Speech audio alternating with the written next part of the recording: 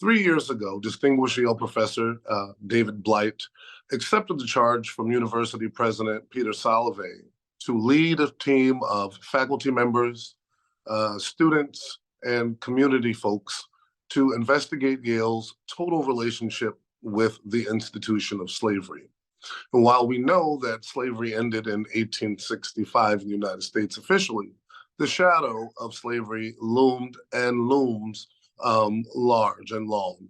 And so certainly into the early 20th century, when many Black students made their foray into Yale University. And that brings us to, I would say, Yale's oldest Black student organization, the Zeta chapter of Alpha Phi Alpha Fraternity Incorporated.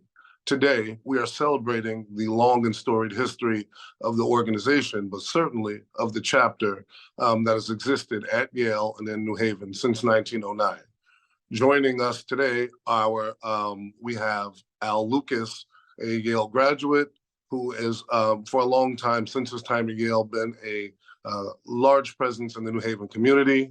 We have Dr. Paul Whyte, who leads an entire school system of New Haven students and a Yale graduate. And we also have Latif Legend, an initiate of Zeta chapter and a leader in higher education. And obviously today, as you all will find out, in history.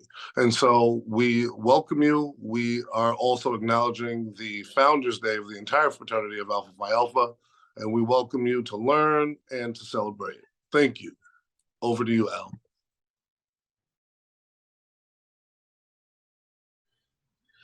Thank you, and happy Founders Day to all the brothers everywhere, and to all of the people who have taken out time with their busy schedules to join us. I see many folks who I know who are in attendance with us, and we appreciate you being here.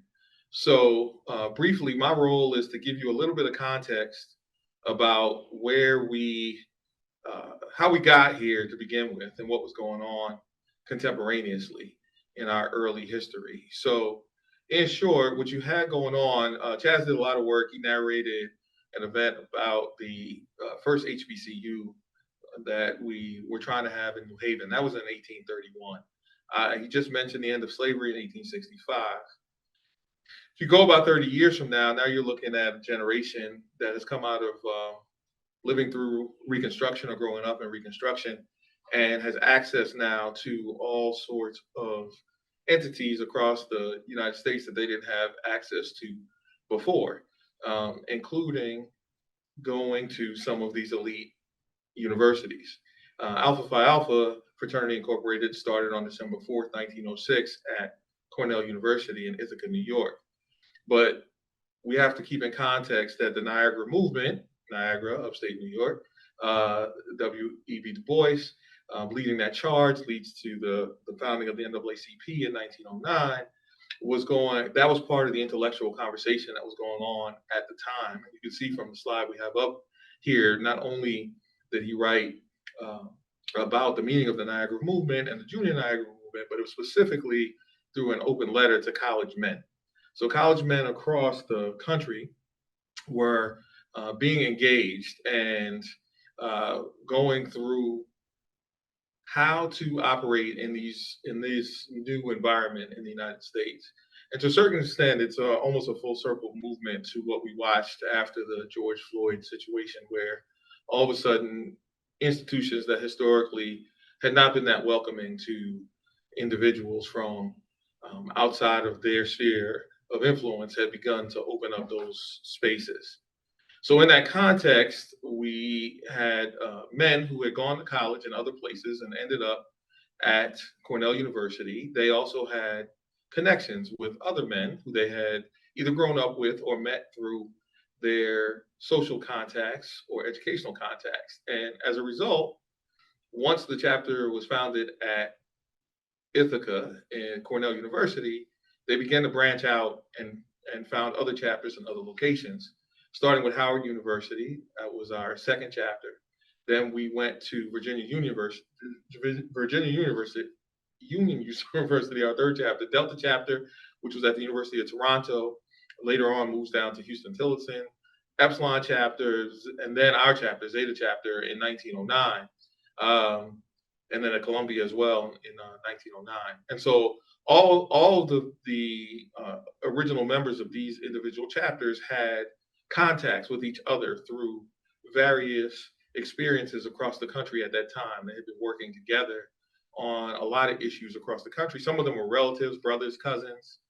Others had gone to school together, and all had the same mission, which was around making sure that they were able to survive the hostile environments that they were at these new institutions that they hadn't had significant access to, including being able to study together so that they could actually complete their education at those particular institutions. And then, so that leads to us ending up getting to Yale University in New Haven, Connecticut in 1909. Fortunately for us, we were fortunate enough by 1913 to have a brother, Charles Wesley, who ends up writing the history book of the Zeta chapter and the Alpha Phi Alpha fraternity. And that book ends up being the book that has shown to be a model for all of the other Masonic and fraternal organizations since then. And he's written several of those. So that gets us to where we are in 1909. It's part of, again, the evolution of what we had going on through the 1800s and the realization of what their ancestors had dreamed of them having access to these elite institutions. So from there, I'll throw it over to Brother Legend to take us from there.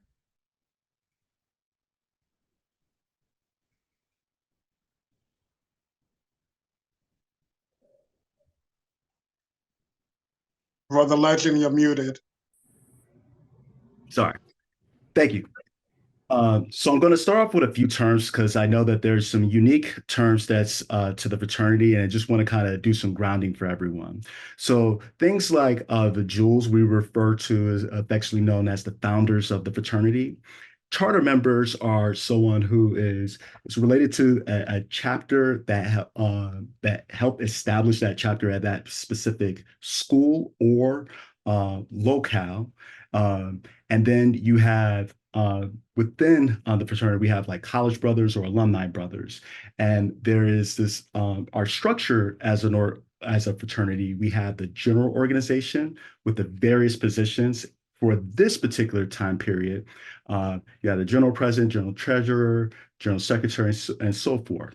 But then within the chapters, similar model, but just unique to that specific chapter. And as we mentioned, since we're going to focus on a lot of the early history, I just want to kind of like ground us at least with the basic information as it relates to how Zeta chapter was established. Now, the origins begins on March 20th, 1908, where two Negro students was refused service on the basis of their color.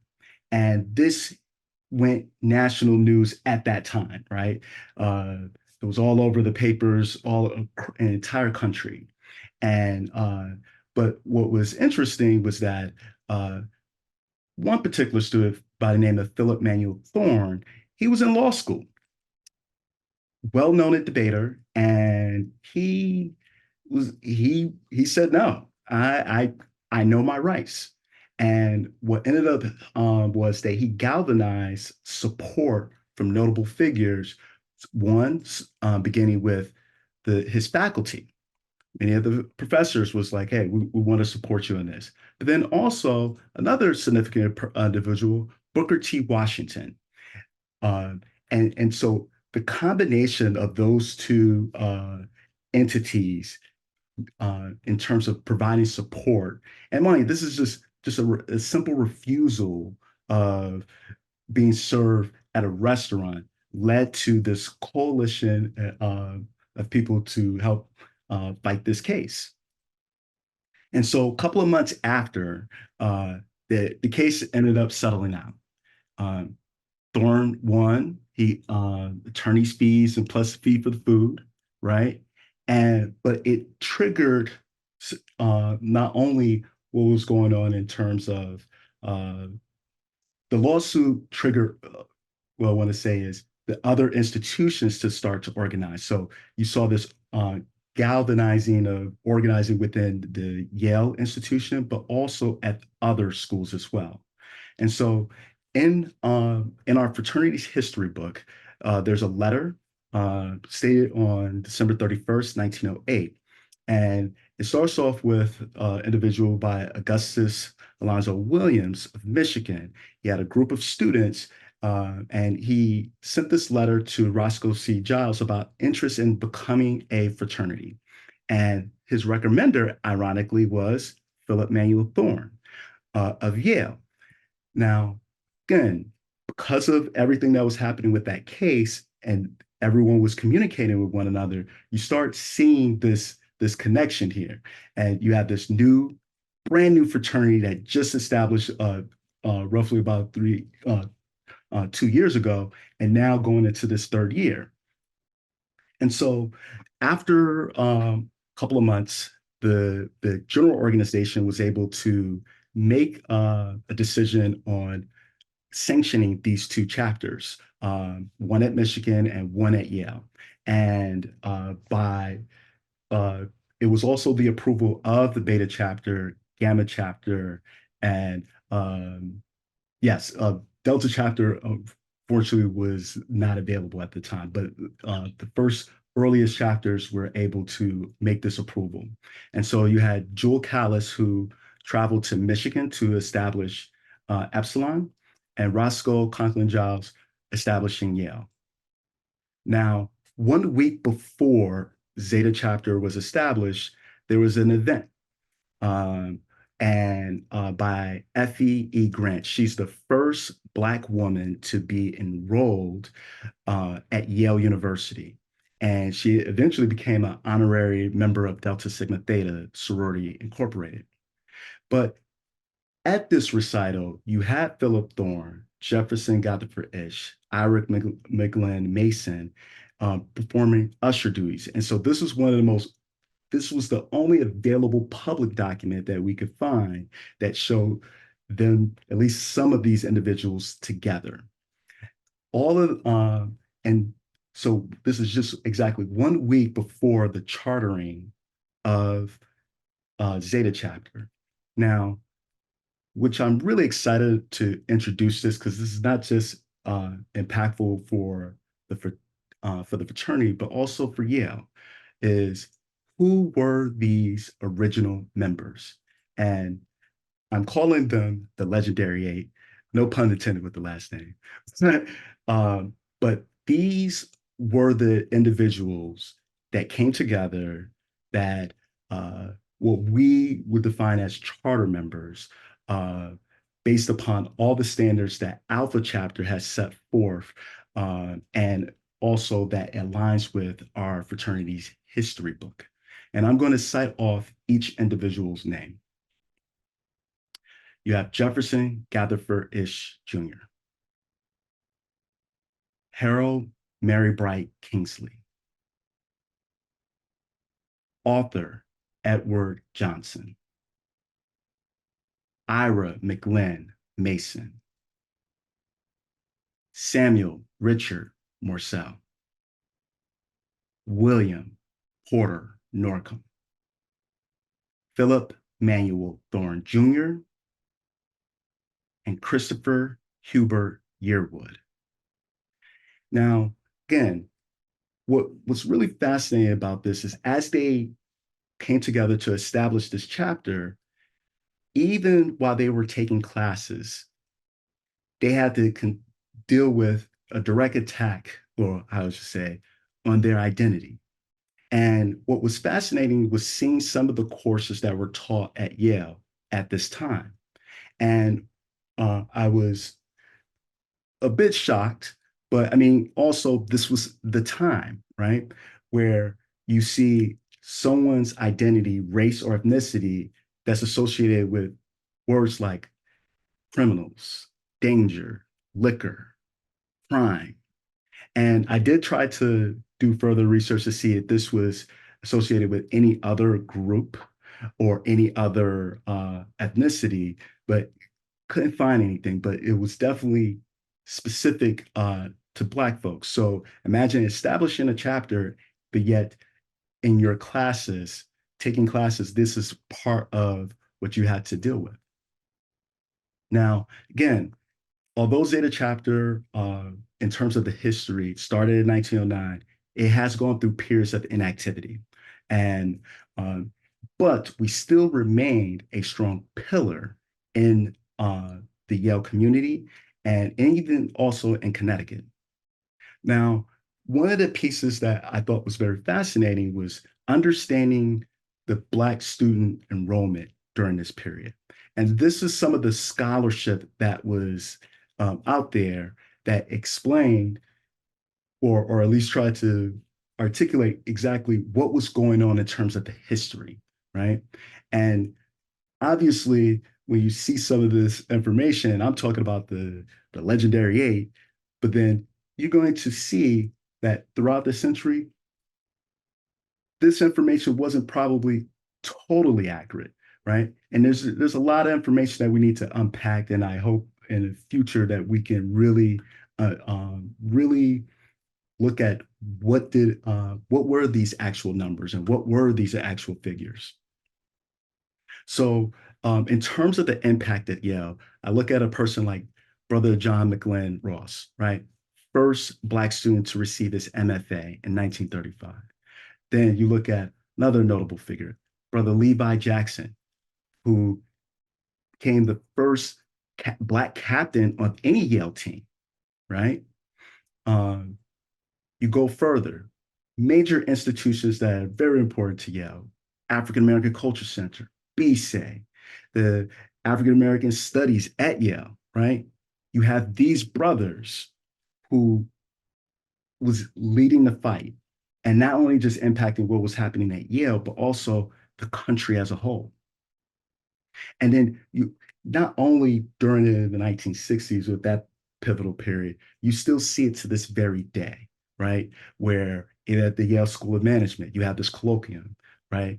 You have Brother Lighting with this theater and major donor for the institution. You have Brother Johnson, who was able to get MLK Day off. So this is a day that now that Yale University observes and recognizes. And ironically, who's the person that they're recognizing? Oh yeah, another brother, Martin Luther King. Now, again, to try to tell this history in 10 minutes is going to be difficult because guess what? It's a lot of brothers, right? We have a lot of pioneers that have been involved from the beginning.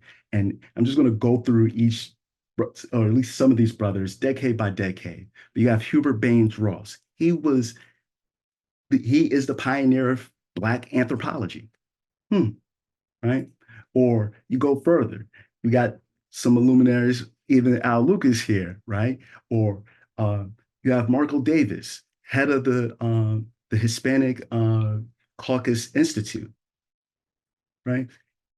You go further, you got Jonique, Grammy Award winning. You got Meadows, education.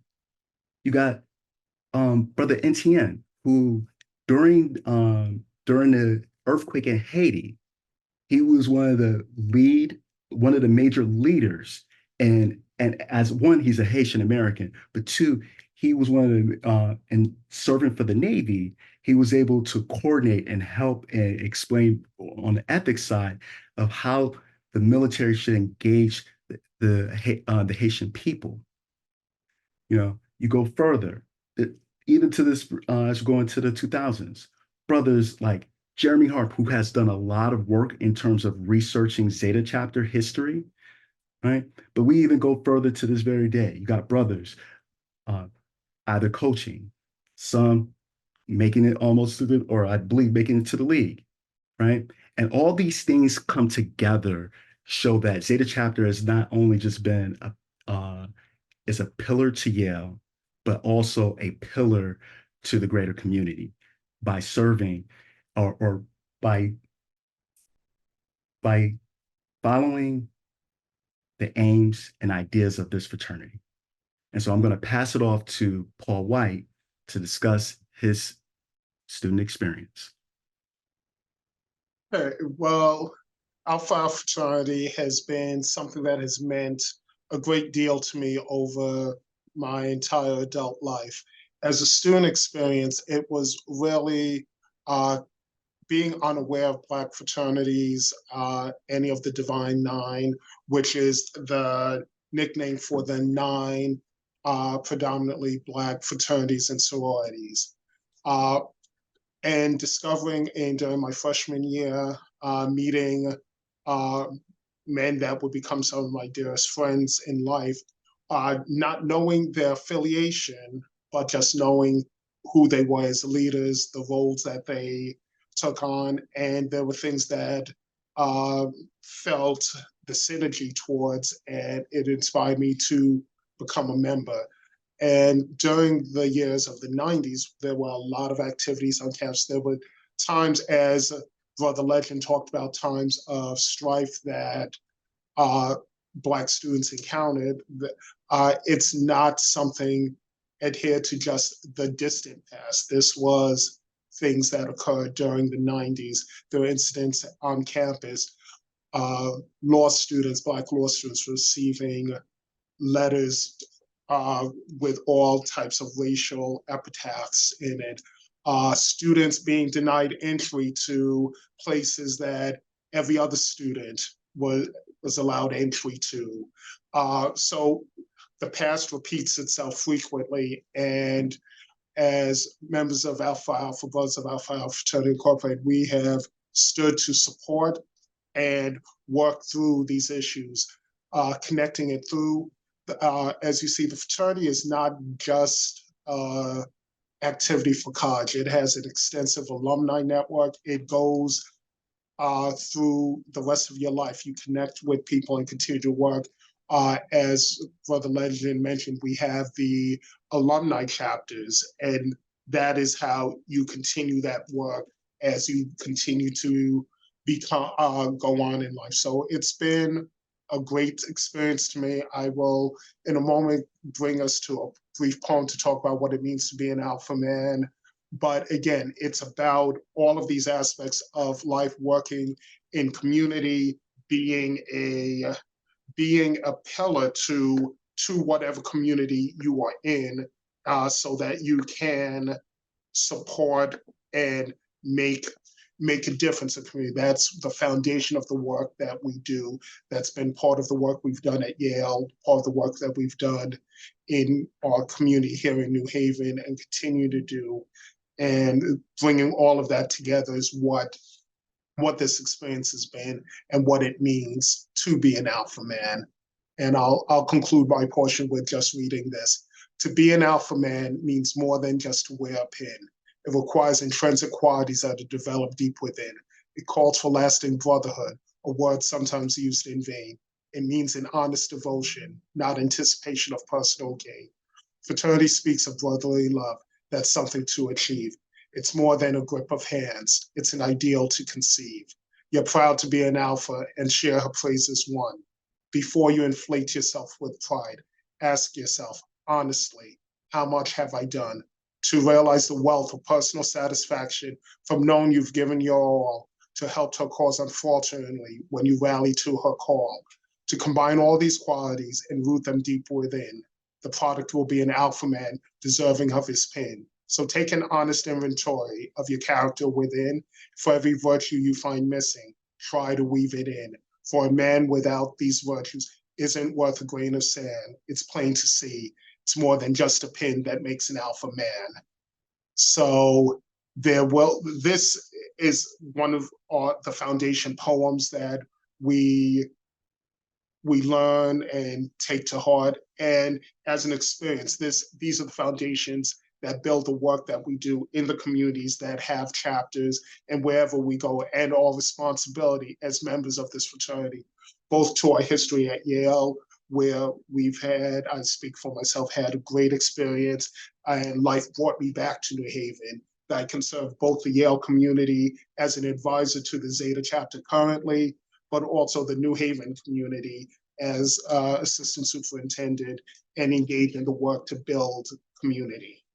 And I think that's a good stopping point for me. Thank you.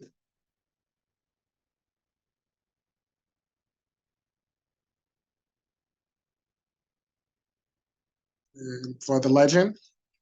Yes, yes. Gentlemen, and in my introduction, a critical part that I skipped over was acknowledging members of Alpha Phi Alpha who were pillars at the university in my lifetime, sort of folks who gave me deeper insights into the relationship between the Black student experience at Yale historically, and also gave me insight into how this current organization ties to the story of the Black experience at Yale from the beginning. And those people are Dr. James Comer, who was a founder of the Yale Child Study Center and noted child psychiatrist, Dr. Curtis Patton, who is an emeritus professor of epidemiology in the School of Public Health. And then I'd also like to acknowledge historical figure Lloyd Richards, who was an Alpha and the first African-American to be dean of the Yale School of Drama. And then I'd like to acknowledge two people in my personal life who have helped me to make this connection in my scholarship. And those people are my brother, Byron Warner, and my father, Dr. Charles Warner, who are members of Alpha Phi Alpha. And so sort of a total sum experience of work in local history and knowing good alphas have brought us to this program today. And so now we have some time for some questions from the chat. And one of the questions is for Latif. How did you come to wanting to dig into your chapter's history? Oh, thank you for that. So it started when I became an interest. As any aspirant, one of the first things you want to learn about is the organization and also the chapter that you belong to. And when I was trying to learn this research, dig in and understand this history, I thought it was a bit interesting that the charter members were unknown. And I think having the fact that my father, who I started doing genealogy with him, and I was like, oh, I want to apply that same type of approach and trying to figure out these individuals, because I felt like this is an important history that we need to make sure that we are able to observe, because this was a significant moment for Yale University. And so with a lot of work, I have to say, from brothers within the fraternity, Donald Ross, Dr. Harris, and our General President Lonzer, but even within the chapter, Al Lucas, and even Beinecke, like you guys helped out. This was it was a village, and very honored that we were able to finally resolve this unknown history. To follow on another question from the chat for you, Latif, but also for all. Besides yearbooks and student newspapers, what other sources do you recommend? So I wonder, as somebody who's now a super experienced expert researcher, how do people get started in this work? Wow. So I would say definitely, in terms of understanding Black students at these institutions, yes, the yearbooks help. But I think also looking into Ancestry or any of the other genealogy websites, I think that has a lot of nuggets of information, especially public, when you think about government records, right?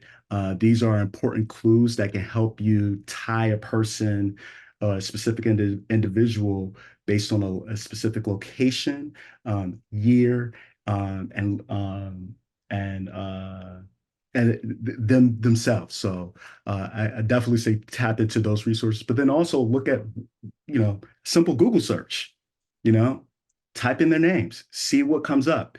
And you'd be amazed if you dig deeper of what information that lies, not just within the school that they're affiliated, but maybe possibly other places that they may have been involved with, where there's another institution or maybe a company that they work for.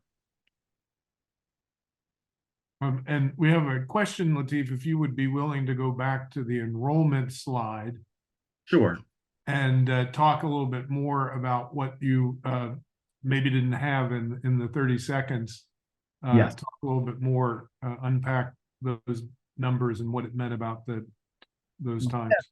So this particular aspect in terms of the numbers was quite profound, because I'm relying on what is the available scholarship that's out there about Black students. So forget about just like the fraternity and Zeta chapter, but like what was going on in terms of student representation and how this information was depicted. And I felt it was important to kind of understand that. And when I'm seeing what's out there in terms of the scholarship, but then I'm comparing it to what the records that we have within the fraternity, it was like night and day. And I'm like, oh, whoa. I'm, the first assertion of students coming together in the mid 60s was like, oh no, we know that happened in 1909, not in 1960s. But then what happened? How did this happen, and how can we gotta sort this out? And then I think one of the things that I discovered was just, again, how difficult it is to track race with students at these prominent institutions, right? You would think that it would be something as simple as, oh, who are all the Black students? Who are all the Native students? That information was very, very, very, very scant. But I think capturing this information, I in this way, I hope that will trigger more research, so that we can understand a little bit better in terms of whether it's 1909 with Zeta chapter, but all the moments where Black students came together to try to organize and uh, within these institutions, to have a closer connection, to help with persistence and retention within the institution, because this was also not just a issue within Zeta chapter at Yale. This was happening at all the other schools, even our own Alpha chapter, right? So I felt that it was important to kind of understand how much we need to start unpacking this part of the research for these types of institutions.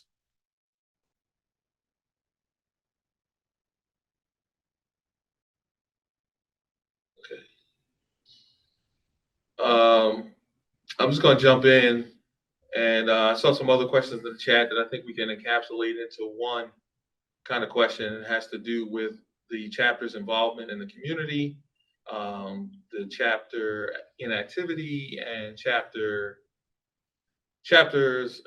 engagement generally on campuses like this. So the short version of the answer to that is Zeta chapter has always been extremely involved in the New Haven community. We've had members who have run churches in New Haven. We've had members who were directors of the Q House in New Haven. So we've always been involved from the inception. If you go back and look at the addresses of the early members of the chapter, many of them are on Dixwell Avenue. So they actually have been engaged in New Haven and the Black community from the beginning.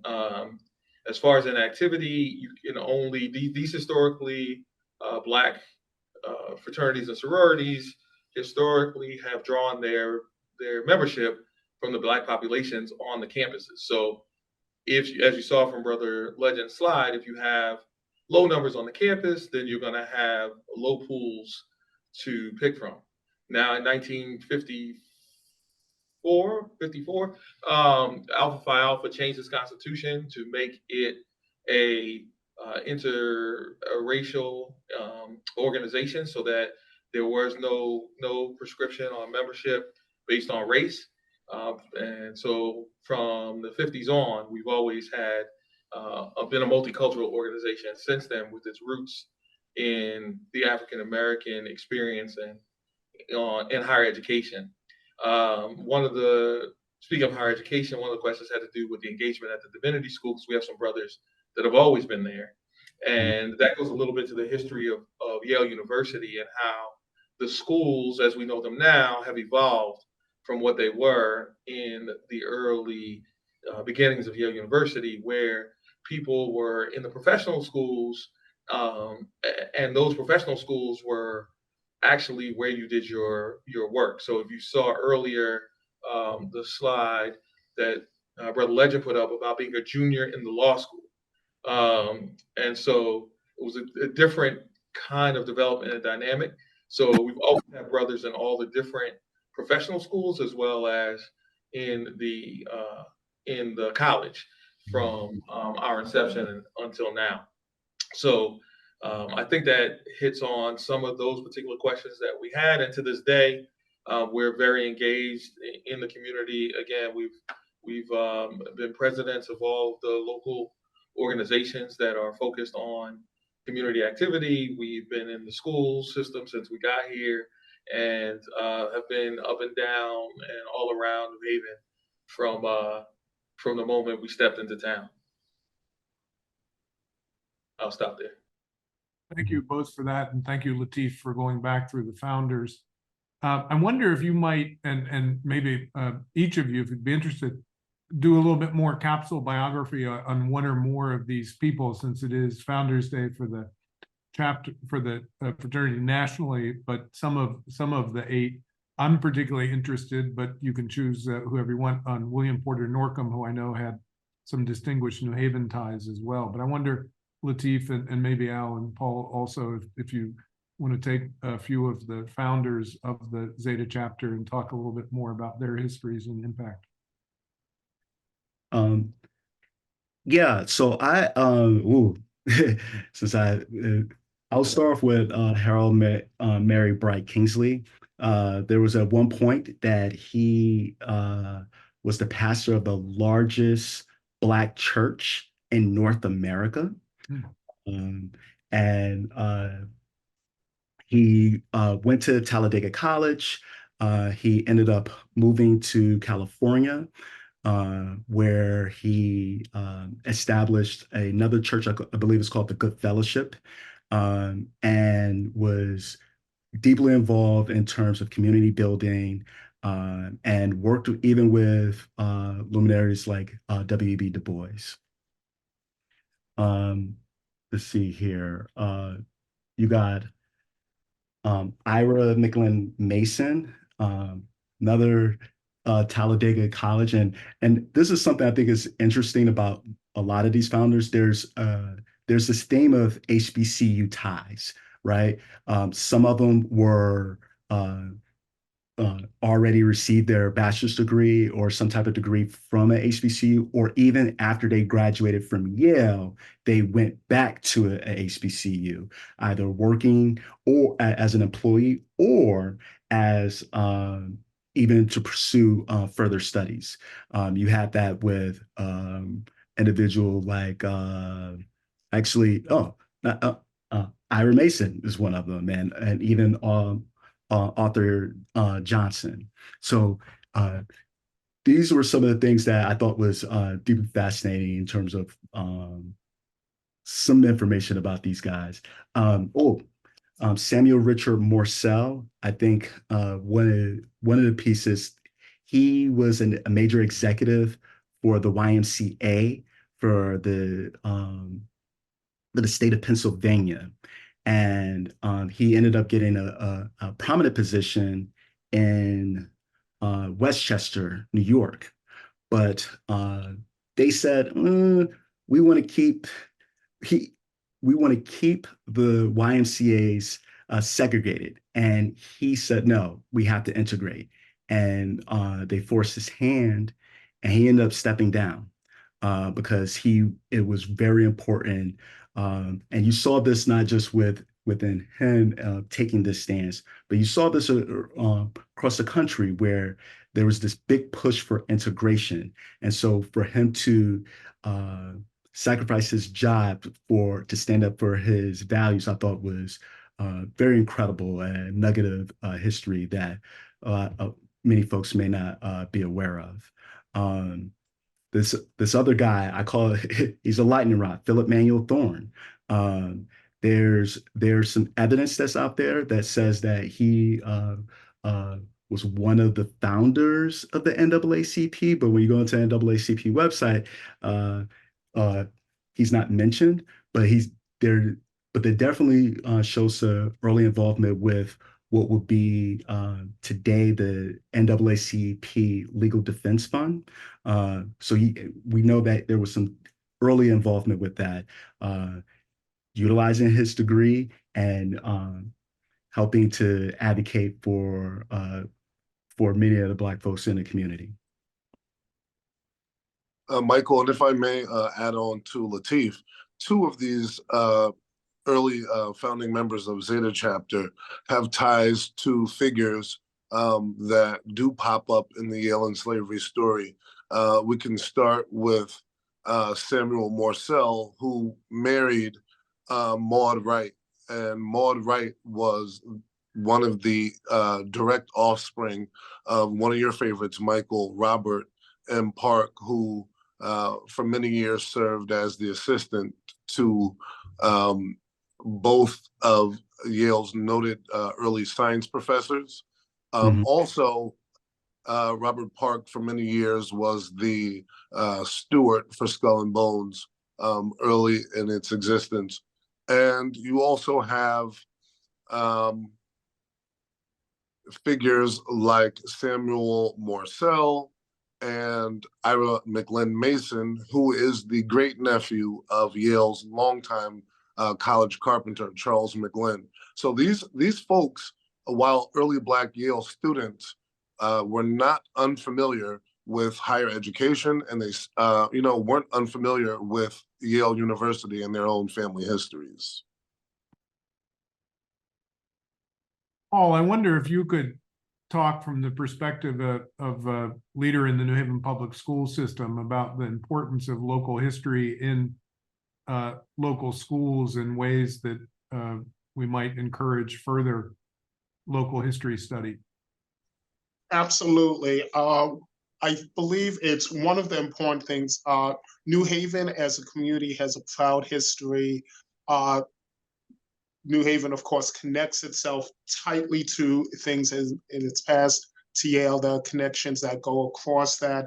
And there's a great history that connects that from little things such as the oldest high school here, Hill House High School.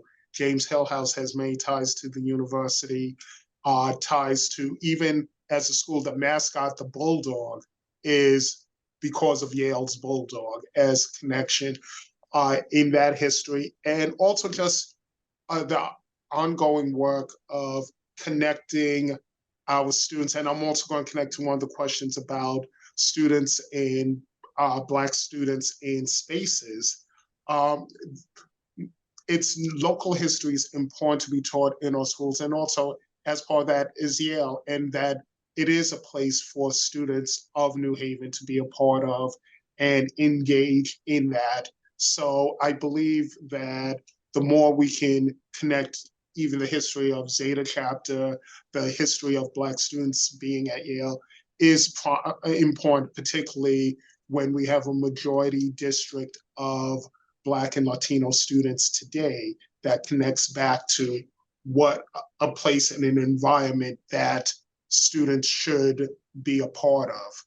And connected to one of the questions about the organization's history, in some places, chapters are small or not exist because there are multiple ways for Black students to connect with one another.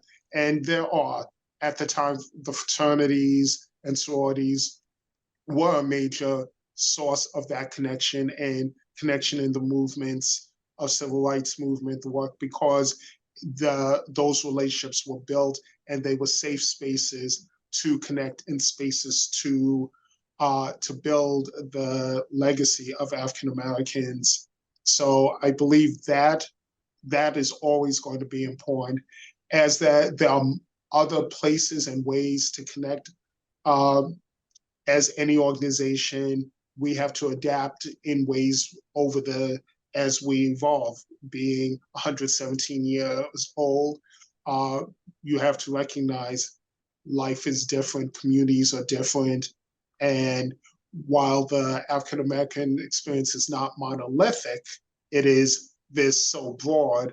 You still have to engage, learn new ways to engage and meet the needs and stay true to the principles, which are to uplift all communities. And as a way of doing that, and a connectedness that I'm sure people will find that need to find ways to connect, and that will continue our fraternities and sororities growing.